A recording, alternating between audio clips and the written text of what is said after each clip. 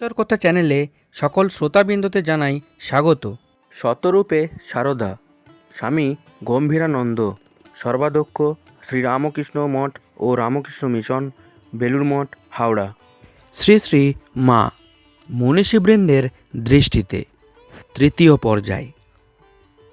শতবার্ষিকী উপলক্ষে শ্রী শ্রী মা সম্পর্কে মনস্কতার যে সূচনা ও প্রসার ঘটেছিল তার দূরবিস্তারী প্রভাব শতবার্ষিকী উত্তরকাল পর্যন্ত অব্যাহত আছে। বিংশ শতাব্দীর ষষ্ঠ, সপ্তম এবং অষ্টম দশকেও দেশি বিদেশি মনীষীগণ মাতৃচিন্তায় রত রয়েছেন। বরং শতবার্ষিকীর দীর্ঘকাল পরবর্তী এই সমস্ত রচনাসমূহে সময়ের দূরত্বের জন্যই শ্রী শ্রী মায়ের জীবন ও বাণীর মূল্যায়নে আরও বেশি আবেগবর্জিত, বুদ্ধিদীপ্ত মানসিকতার পরিচয় পাওয়া যায়।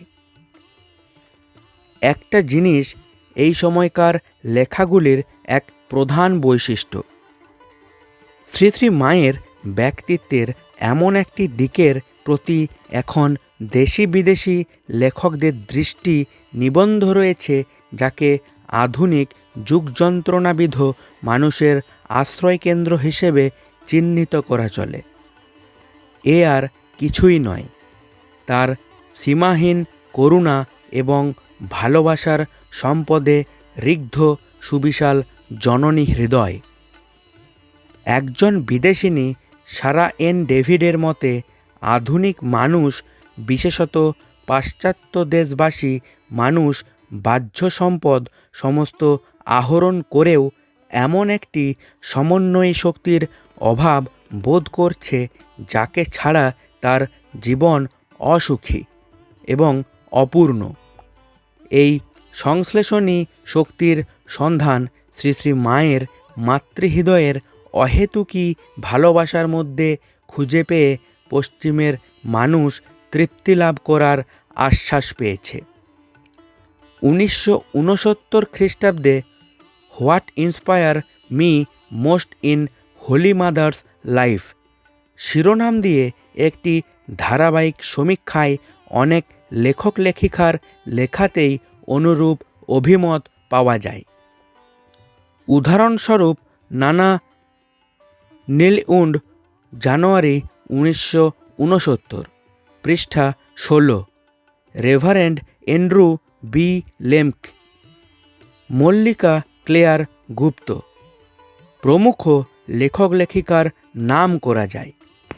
শ্রীমতী গুপ্ত জাতি, বর্ণ, ধর্ম নির্বিশেষে মানুষের ওপর উৎসারিত শ্রী শ্রী মায়ের ভালোবাসাকে পালিকা শক্তি বলে অভিহিত করেছেন। এই ভালোবাসার শক্তিতেই এ যুগের স্বচ্ছন্দদীর্ণ মানুষ সংকট উত্তরণের পথ খুঁজে পেতে পারে। অনুরূপ মনোভাবের স্বাক্ষর বেদান্ত কেশরী পত্রিকাতেও শতবার্ষিকী উত্তরকালের একাধিক লেখায় বর্তমান রয়েছে। দৃষ্টান্ত হিসেবে অ্যান্টনি এলেনজি মিত্তম, চেরিয়ান জারা, এস রামচন্দ্রন প্রমুখের নাম উল্লেখ করা যায়। এ প্রসঙ্গে প্রখ্যাত পাশ্চাত্য মনীষী ও শ্রী শ্রী রামকৃষ্ণ অনুরাগী খ্রিস্টোফার ইশারউডের নাম করা যায়।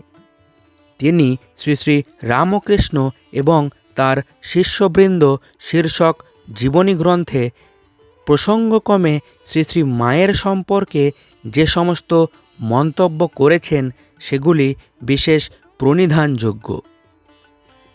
শ্রী শ্রী ঠাকুরের মহাপ্রয়াণের পরবর্তীকালে শ্রী শ্রী মায়ের মাতৃসত্তা এবং আধ্যাত্মমূর্তির পরিণতি তিনি বিস্ময়ের সঙ্গে অনুধাবন করেছেন।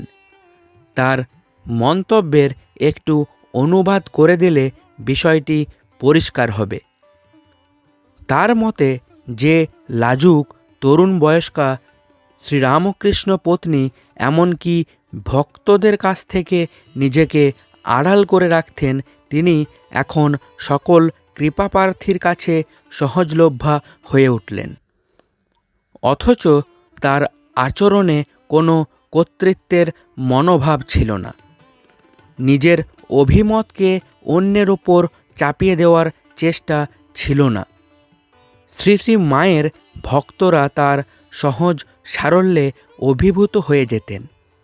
এরপর ঈশারুড তার মাতৃসত্তা এবং আধ্যাত্মগুরুর ভূমিকার গুরুত্ব এবং শ্রী শ্রী রামকৃষ্ণের ইতস্তত বিক্ষিপ্ত ত্যাগী সন্তানদের ভালোবাসা সূত্রে বেঁধে রেখে শ্রী শ্রী রামকৃষ্ণ সংঘের প্রথম পর্বের ভিত্তিটি সুদৃঢ় রাখার মূল্য নির্দেশ করেছেন।